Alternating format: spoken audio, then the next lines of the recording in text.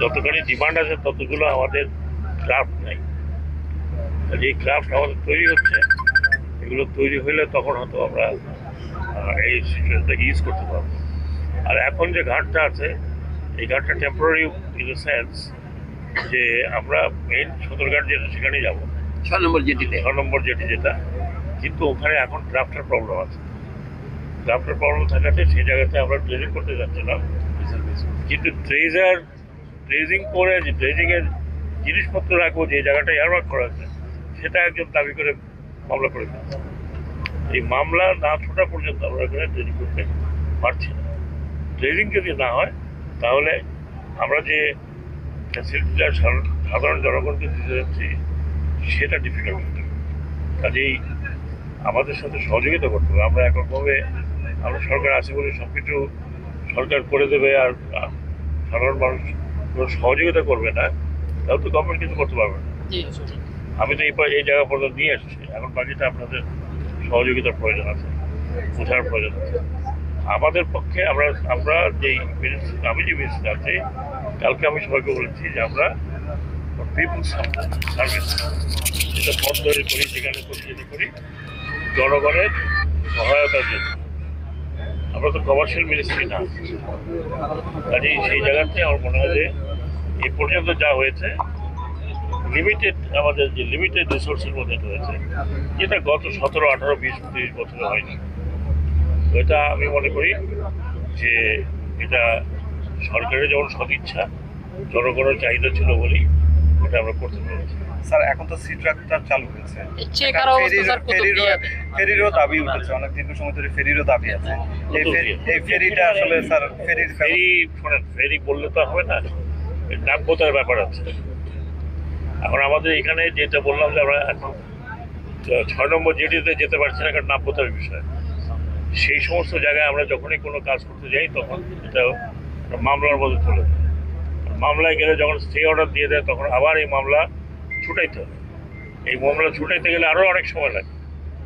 আপনারা তো বোঝেন বাংলাদেশের যে জুডিশিয়ারি সিস্টেম, সেটা ছুটাতে এত সহজে করা যায় না।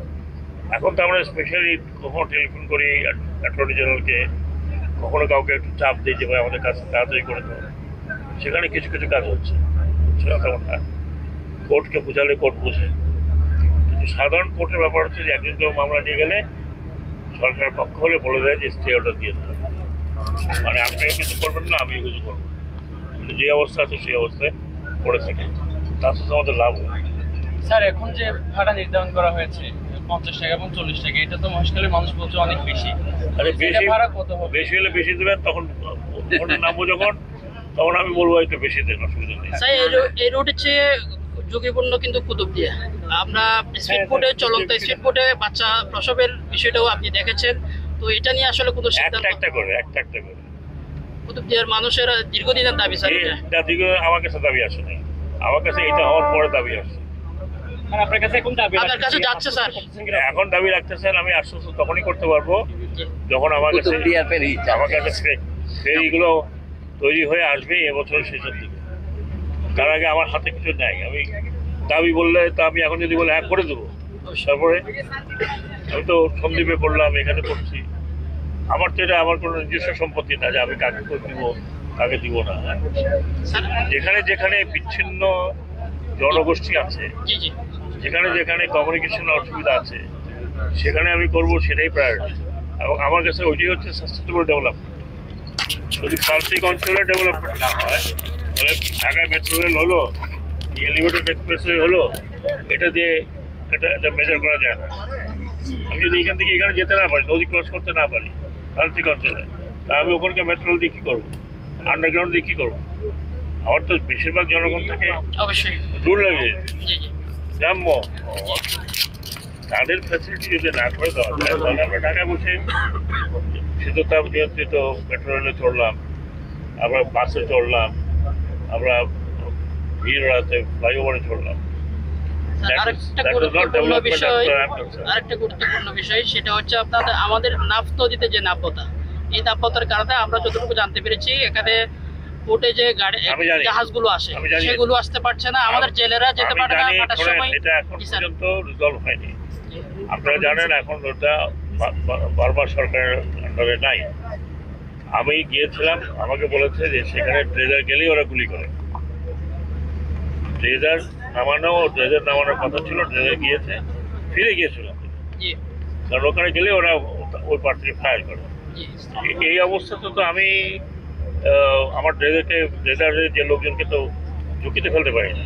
জি তো I said stop it, let's আগে নেগোশিয়েট করি।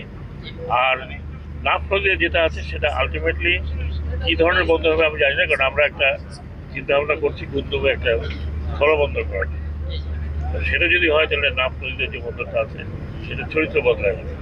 কিন্তু সবই ডিপেন্ড করছে যে আগামীতে রাখাইন স্টেট কি পর্যায়ে থাকবে, আমাদের সাথে রাখাইন স্টেটের কি সম্পর্ক, বা এখন যারা বর্ডার অকুপেশন করে রাখছে আরাকান আর্মি, তাদের সাথে আমাদের কি সম্পর্ক। এগুলোর মধ্যে শুধু নাফরদির কথাই ওটা, এটার ভিতরে রোহিঙ্গা পুনর্বাসনের বিষয় আছে। আচ্ছা এবং আমি জানি না আমাদের যারা এই পলিসি লিডার এই ক্ষেত্রে তারা কিছু স্যার আমাদের তো সরকার বলছে যে আকানার সঙ্গে আমাদের সম্পর্কের সঙ্গে সম্পর্ক, তো তারপরে কিভাবে? সেটা তো আমি বলতে পারবো না, সেটা আপনাকে পারমিশন জিজ্ঞেস করতে হবে। ওটা আমার বিষয় নয়, আমার বিষয় ছিল যখন বাইরে ছিল।